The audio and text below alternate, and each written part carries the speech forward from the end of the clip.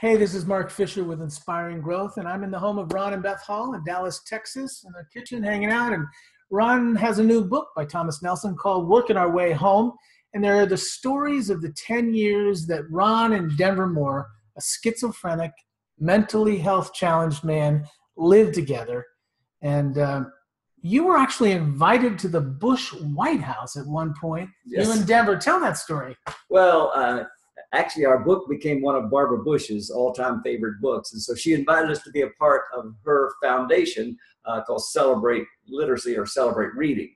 And so we were invited to speak in Washington, D.C. at the Sympathy Center. Well, Denver called it the Sympathy Center. It was actually the Symphony Center, but Denver had trouble with words, which is part of the hilarious stories that we tell in our book. I mean, this book is really a funny book, though there is a lot of tragedy, and there's a lot of heartbreak, and there's a lot of tears. But I would say there's a lot more hilarity to this book than anything else. But one of the stories was we were having lunch with the whole Bush family in the private dining room on the third floor of the White House, Denver, yes, and a couple of other authors that were also speaking at the Celebrate Reading.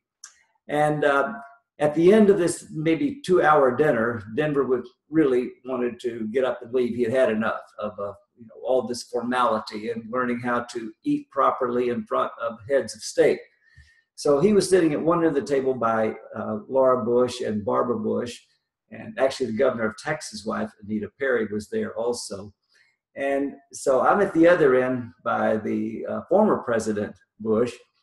And so Denver starts banging on his glass with his fork like ding, ding, ding, ding. And Laura Bush said, well, I think Denver has something he'd like to say to us. And he said, yes, ma'am, I sure do. And she said, well, what would you like to say, Denver? And he said, well, first of all, I'd like to tell y'all that y'all got a real nice house here. I bet y'all proud of it. This is the White House. I ain't never been in no house like this. And of course, yes, it is the White House. So Laura Bush says, oh, Denver, it's not our house, it's your house too.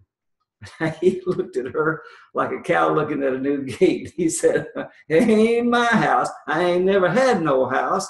And he said, but that ain't what I wanted to say. And she said, well, Denver, it does belong to you. It belongs to all the taxpayers and citizens of America.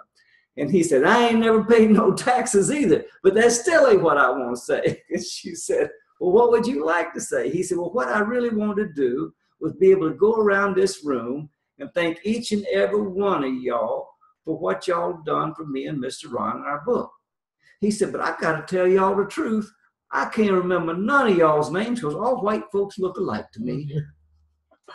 Oh my gosh. What happened? I've never been so embarrassed in my whole life. But they thought it was probably the funniest thing they had ever heard. Nobody had ever said anything like that to the first ladies and the presidents and all of these. Did you make him walk home? I mean, come on. No, but we were in a limo there for 2 days, and they escorting us to different events. So as the limo was leaving, about an hour later, we were pulling away from the White House in this beautiful navy blue limousine, and Denver started laughing hysterically. And I said, "What's so dang funny, Denver? You just embarrassed the tar out of me in front of the whole Bush family there." And he started laughing. He said, well, think about it, Mr. Ron. He said, I done gone from living in the bushes to eating with the bushes. He said, God bless America. This is a great country. Oh, my.